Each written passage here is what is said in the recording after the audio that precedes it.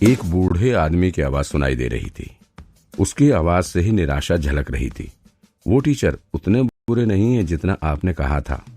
वो एक अच्छे इंसान है। उन्होंने मुझसे कहा है कि वे मेरी मदद जरूर करेंगे। उन्होंने कहा है कि अगर मैं ठीक तरह से मेहनत करूंगी तो मैं क्लास में पहली रैंक ला सकती हूँ।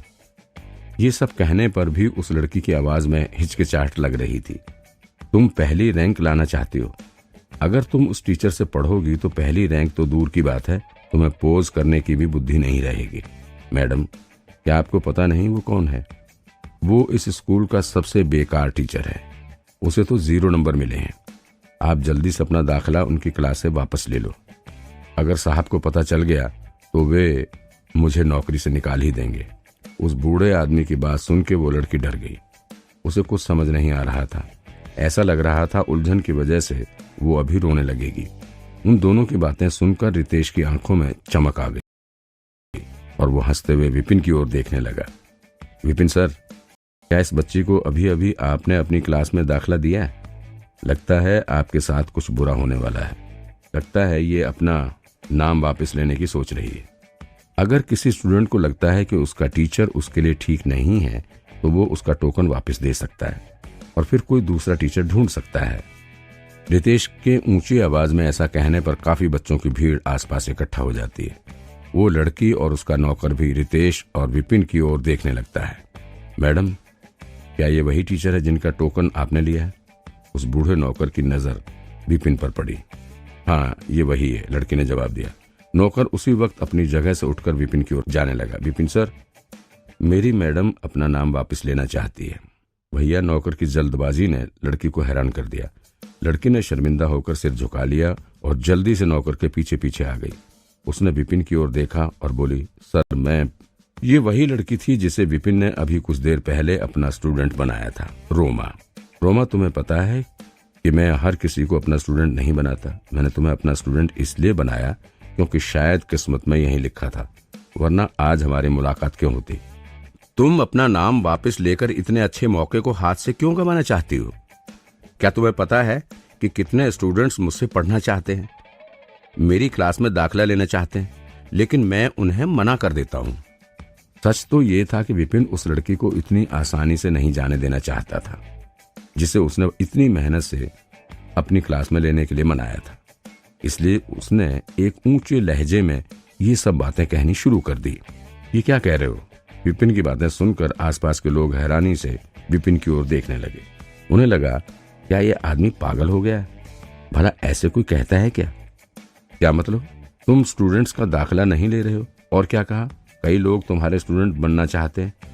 अरे तुम्हें स्टूडेंट्स अपना टीचर नहीं बनाना चाहते।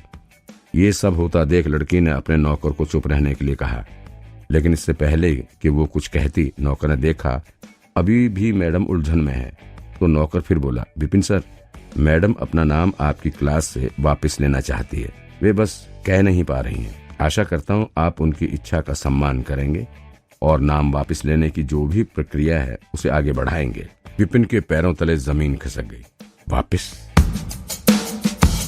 तुम्हें इस बारे में ठीक से सोच लेना चाहिए। अपना नाम वापस लेने से पहले तुम्हें ये सोच लेना चाहिए, इससे इसका नाम खराब होगा। एक टीचर की क्लास से नाम वापस लेकर दूसरे टीचर इसे अपनी क्लास में लेने से पहले 2 बार सोचेंगे।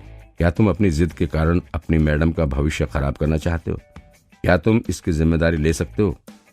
ये नौकर घबरा गया। स्टूडेंट्स अपना नाम वापस ले सकते हैं, लेकिन इससे उस टीचर का नाम बदनाम होता है। इसका मतलब ये भी हुआ, अगर स्टूडेंट्स एक क्लास से अपना नाम वापस ले सकता है तो वो और क्लासों से भी अपना नाम वापस ले सकता है। इस तरह के स्टूडेंट्स को टीचर कम ही दाखिला देते हैं, जिससे स्टूडेंट का रिकॉर्ड बिगड़ जाता है। जो स्टूडेंट टीचर को बुरा कहकर उसका अपमान कर सकता है, ऐसे स्टूडेंट को टीचर अपना टोकन क्यों देंगे? ऐसे स्टूडेंट को दाखिला देने का मतलब दूसरे टीचर की बेइज्जती करना भी होगा। सभी टीचर एक ही स्कूल के हैं, इसलिए एक स्टूडेंट के लिए वे अपने ही साथियों को दुखी नहीं करना चाहते। और अगर किसी स्टूडेंट को टीचर ना मिले तो उस स्टूडेंट का भविष्य तो खराब हो ही जाता है। थोड़ी देर पहले ही नौकर जिद पकड़कर बैठा था, लेकिन ये सब सुनकर वो मुसीबत में पड़ गया। आखिरकार वो बस एक नौकर है। अगर उसकी वजह से उसकी मैडम का भविष्य खराब हो गया तो पता नहीं उसका क्या होगा। नौकर को उलझन में देख विपिन ने उसे तसल्ली दी। चिंता मत करो, तुम्हारी मैडम टैलेंटेड है, मैं उन्हें ठीक से पढ़ाऊंगा, वे जरूर अच्छे नंबर ले आएंगी। क्या मजाक है, कोई कैसे भला मरे हुए पक्षी को उड़ना सिखा सकता है? एक मिनट, कौन कहता है कोई और टीचर दाखिला नहीं देगा? सुनो लड़की, अगर तुम अपना नाम इस टीचर की क्लास से वापस लेती हो तो मैं अभी तुम्हें अपनी क्लास में दाखिला देता हूँ। इससे पहले कि विपिन आगे कुछ और कहता, रितेश बीच में ही बोला। वो तो अभी अभी कह रहा था कि बहस नहीं करूंगा और मौका मिलते ही फिर शुरू हो गया। क्या ये कभी मुझे चैन से नहीं रहने दे सकता? अब विपिन को गुस्सा आ गया। रितेश, तुम क्या करने की कोशिश कर रहे हो? कोशिश कर रहा हूँ? अरे इस लड़की को तो देखो, टैलेंटेड है लेकिन डर से कुछ नहीं कह पा रही है। मैं इसका भविष्य कैसे खराब होने दूं? अगर ये नाम वापस लेना चाहती है तो मैं इसे अपनी स्टूडेंट बनाने के लिए तैयार हूँ। आखिरकार सभी स्टूडेंट्स पढ़ने ही तो यहाँ आए हैं। ये बिल्कुल सही है कि वे उसी टीचर से पढ़ें जिससे पढ़ना चाहते, उससे नहीं जिस टीचर को एग्जाम में 0 नंबर मिले हों। खुशी से रितेश जोर जोर से हंसने लगा। सरेआम स्टूडेंट्स को चुराना, तुम्हें क्या लगता है मैं इस बात के बारे में स्कूल एडमिनिस्ट्रेशन से नहीं कहूंगा? ये कोई मामूली बात नहीं, सरेआम स्टूडेंट्स को भड़का रहा है। हालांकि स्कूल ने टीचर को अपनी मर्जी से स्टूडेंट चुनने की छूट दे रखी है, लेकिन इस तरह से भड़काए जाने को वे हल्के में नहीं लेंगे। ऐसा हो जाए तो स्कूल नहीं, टीचर के लिए स्टूडेंट्स हड़पने का मैदान बन जाएगा। स्कूल का माहौल बिगड़ेगा और टीचर भी झगड़ना शुरू कर देंगे। रितेश बोला, स्टूडेंट को भड़काना, ये क्या बढ़ा चढ़ा कर बोल रहे हो? कम से कम स्टूडेंट को खुद टीचर चुनने का मौका तो दो। हम दोनों इसे अपनी अपनी सलाह देंगे, उसे खुद ही फैसला करने दो। क्या कहते हो जाए कंपटीशन? टीचरों के बीच सलाह देने का कंपटीशन। विपिन घबरा गया। उसके पास पुराने विपिन की याददाश्त तो थी, लेकिन उसे उन यादों को इस्तेमाल करना नहीं आता था। ज्यादा से ज्यादा उसे टेक्निक के नाम पता थे, बस। पुराने विपिन को बस नाम बताने ही आते थे, उनके बारे में कुछ पता नहीं था। जब उसे ही नहीं पता था तो नए विपिन को कैसे पता होगा? ऊपर से सलाह देना, वो पक्का रितेश से हार जाएगा। रितेश को टेक्निक के बारे में उससे तो ज्यादा ही पता होगा। क्या हुआ, चैलेंज मारने से डर गया? ये तो नियमों में साफ लिखा है, टीचर आपस में चैलेंज कर सकते हैं ताकि स्टूडेंट्स सही चुनाव कर सकें। इसे तो भड़काना नहीं कहते ना? रितेश हंसते हुए बोला। उसने अपनी शर्ट की बाजू ऊपर की और ऐसे खड़ा हो गया मानो चैलेंज ही जीत गया हो।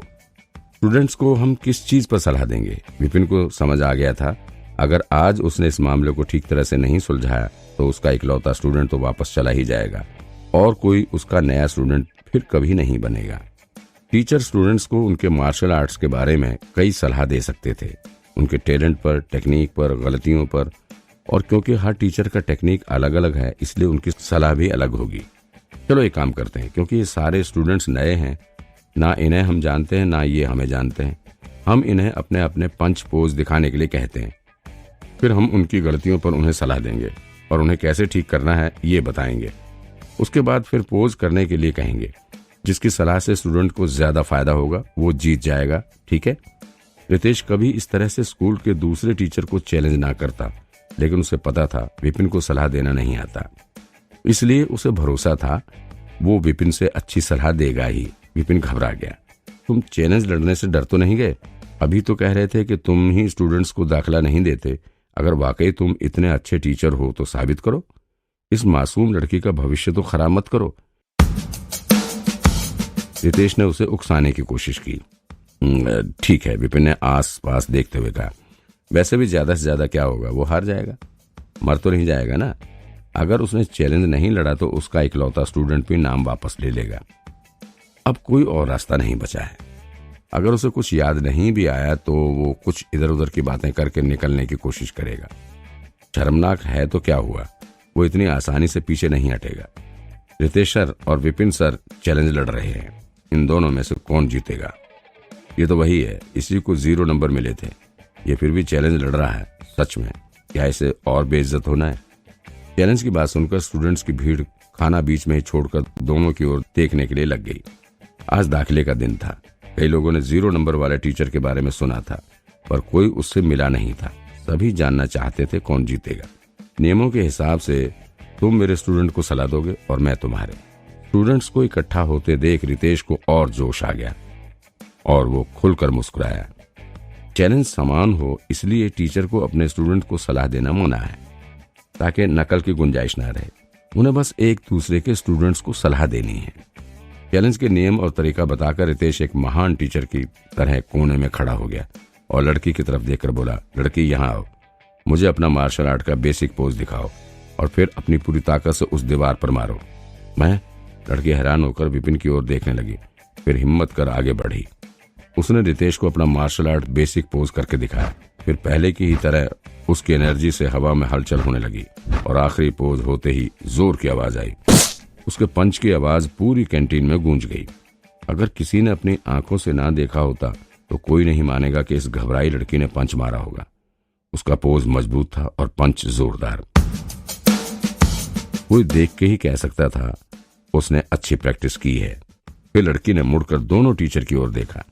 पोज देखने के बाद विपिन मायूस हो गया। जितना उसे पता था, पुराने विपिन को भी नहीं पता था कि क्या गलती निकले। इसमें कोई हैरानी नहीं कि 0 नंबर मिले थे।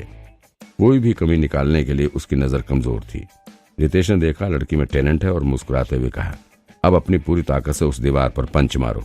वो उसके दिमाग से उसका ध्यान अभी ही हटा था और उसका सिर अभी भी चकरा रहा था। उसे तो पोज का नाम भी नहीं पता। वो गलती कैसे निकाले, सलाह कैसे दे। विपिन सर, प्लीज मेरी गलती सुधारें। रोहन आगे बढ़ा और विपिन की ओर देखकर बोला,